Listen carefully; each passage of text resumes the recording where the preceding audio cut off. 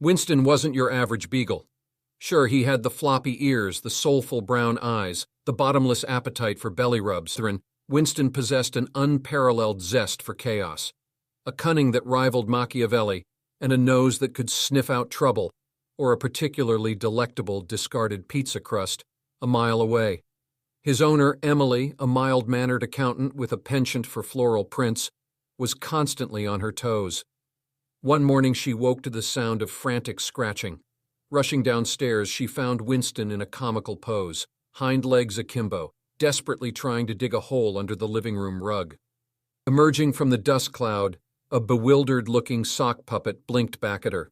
It was bright pink, with googly eyes and a lopsided smile.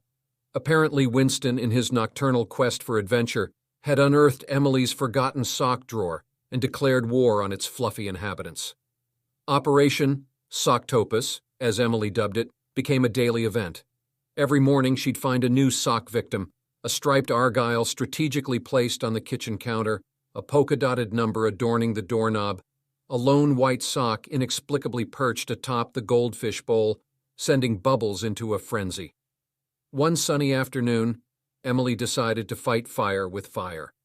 She gathered a basket of mismatched socks, a pair of googly eyes, and a pipe cleaner. In minutes, she had crafted a magnificent, if slightly lopsided, socktopus with 8 flailing sock arms.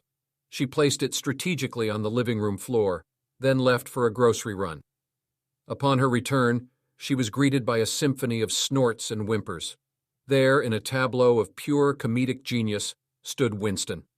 His tail wagged furiously, his eyes wide with a mixture of fear and excitement.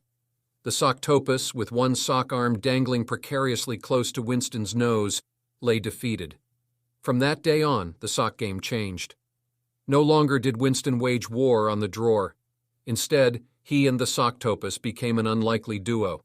He'd nudge it with his nose, chase it across the floor, and pounce on it with a triumphant bark.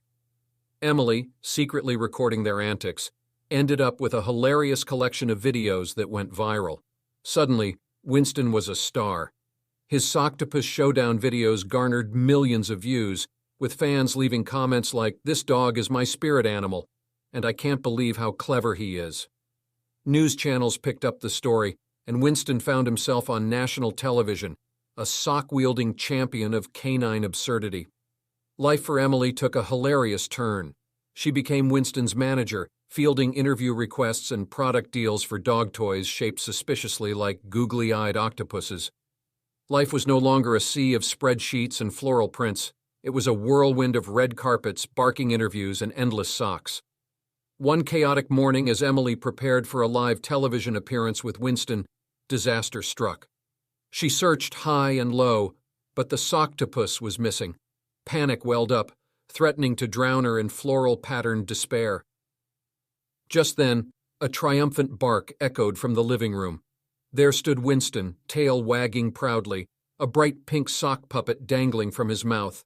He dropped it at the socktopus, it seemed, and so the unlikely bond between a mild-mannered accountant and her chaotic canine companion continued, a testament to the power of a good sock, a googly eye, and a dog with a nose for trouble. Tune share more _vert